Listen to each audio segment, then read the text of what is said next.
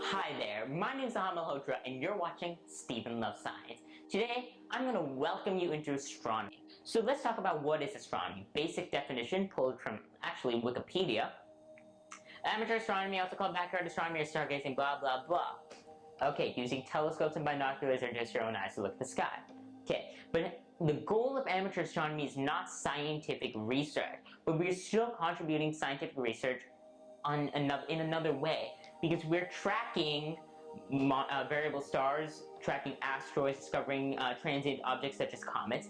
This is all done in the amateur way. If you're looking at your telescope and you say, hey, this is something, and then you pull out your laptop and you're looking where your telescope's pointing, and you don't see anything there, you might want to say, hey, what am I looking at here? And that's how we discover new things. In fact, very young people have discovered supernova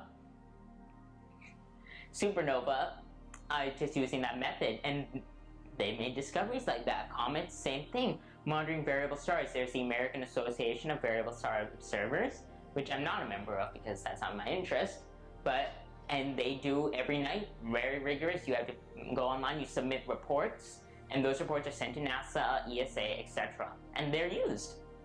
So let's talk about what is in the sky. In this image here, we can see M106, a very nice galaxy. So the moon, 5th largest satellite in the solar system.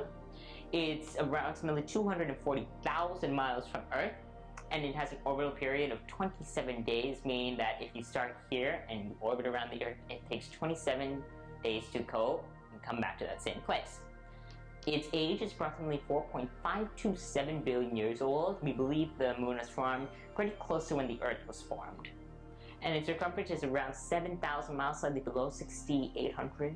It's very close. Here you can just see the progression of the moon as it descends below the horizon. So planets, we currently acknowledge 9 planets today. They are some of the easiest objects to see, not including the ones way back there, but Saturn, Jupiter, Mercury, Mars, you can all see them, Venus especially, you can all see them in the naked eye in the evening sky. They're orbiting around the sun, making them visible only during certain months of the year. So example, when this video was shot, June, right now you can see Jupiter is, I believe, trying to go down. Saturn is visible, Mars, those are all visible at this time. And here you can just see Saturn, and normally with a small telescope you can easily see Saturn's moons. So stars, they're approximately 10 to the 22nd to 10 to the 24th stars. That's more than all the grains of sand in Earth. That's how many stars we have in the universe. Some are very bright stars, some are impossible to see from Earth. And so let's talk about brightness really quickly. Brightness is measured in magnitude. The lower magnitude is brighter and higher magnitude is dimmer. So an example is -2, which is the magnitude of Jupiter, for example, is brighter than the magnitude of 9. Here in this image we can see the Pleiades star clusters, otherwise known as the Seven Sisters. It's a very nice star cluster. You can normally see it with the naked eye in a pretty dark night. Very nice to see through telescopes. There's 7 major stars here. And moving on to galaxies. So again, approximately 10 to the 11th to 10 to the 12th galaxies, each containing 10 to the 11th to 10 to the 12th stars. So what is a galaxy? It's a massive gravitationally bound system containing stars, stellar remains, an interstellar medium of gas and dust, and it is hypothesized dark matter. Now we really don't know much about dark matter, but we do know about all the other stuff. So spinning around a central point is all kinds of other stuff, and then a bunch of stars are normally included there. So nebula, what is a nebula? A nebula is an interstellar cloud of dust, hydrogen, helium, and other ionized gases, and is formed when the interstellar medium collapsed and clumped together due to the gravitational attraction of the particles that bind them. So that means when stuff falls apart, the gravity pulls it all together in a mush, and this is this mush. Stars are normally formed in nebula, and nebula can be called the birthplace of stars. And this is the Horsehead Nebula seen in infrared from the Hubble Space Telescope. So let's talk really quickly about wavelengths of light. There are multiple wavelengths: infrared, ultraviolet, one of them you don't use that much in astronomy though. Oxygen 3, hydrogen alpha are really important, and then visible light. So when you use special filters just to channel out this light, you can see different features in nebula that you won't be able to see via visible light with the naked eye. So we have filters for telescopes for that. Asteroids, so there are billions of asteroids floating around in space. What is an asteroid? Asteroids are just pieces of rock. not that much fun. They're not the easiest to see with or without a large telescope though, because they're pretty small. Every now and then an asteroid passes near the Earth, and in February 15, 2013, we had asteroid 2012 DA14 pass by, predicted though, by various organizations, predicted that this would come closer to Earth. And here you can see a nice little video moving of the asteroid, that one right there. So meteoroids. Let's go over the nomenclature really quickly of the meteoroid. So a meteor is a meteoroid that has entered the Earth's atmosphere. A meteoroid is any of the small bodies, often remains of comets, traveling through space. So meteoroids, would you call them in space? A meteor is what they become when they enter the atmosphere. And a meteorite is a mass of some or stone or metal that has reached the Earth from outer space, i.e. a meteoroid that has come in. So meteorite and meteor are pretty close together. Again, not the easiest to see with or without telescopes because they're moving and they're also quite small.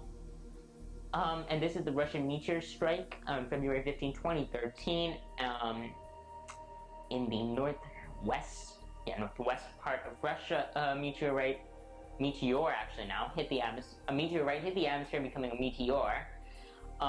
It didn't hit the ground, but it hit the atmosphere, blew up. A lot of glass broke in. Big boom. A lot of videos on YouTube if you want to take a look.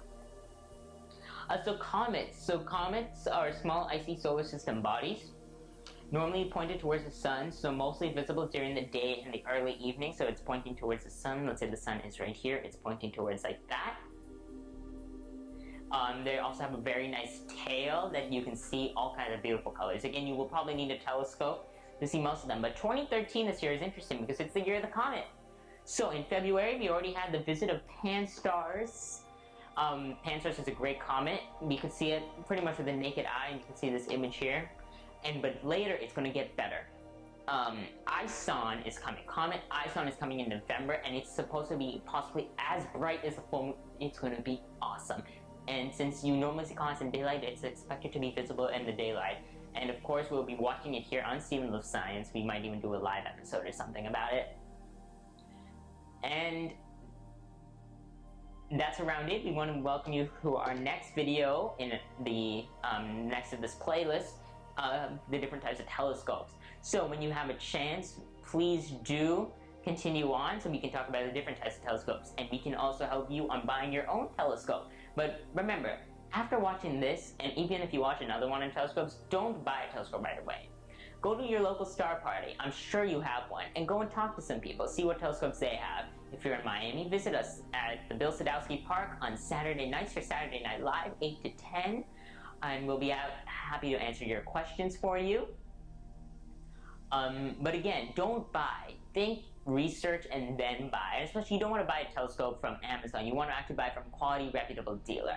So, if you have any questions, feel free to ask us at Stephen Loves Science in the comments below. And definitely send me an email, and my email address is available at malhotraobservatory.org. And if you have questions, feel free.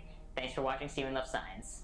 And just a little background about me, I am an amateur astronomer at home and also a member of the local Southern Cross Astronomical Society of Miami, Florida. I also run a small blog, malhotraobservatory.org, where I post pictures I take every night. So if you have a few minutes free, visit malhotraobservatory.org, and this link will be posted in the description below. Phases of the moon. New moon waxing, crescent, first quarter waxing gibbous. Phases of the moon. Full moon waning gibbous, last quarter waning crescent. Phases of the moon. New moon waxing, crescent, first quarter waxing gibbous.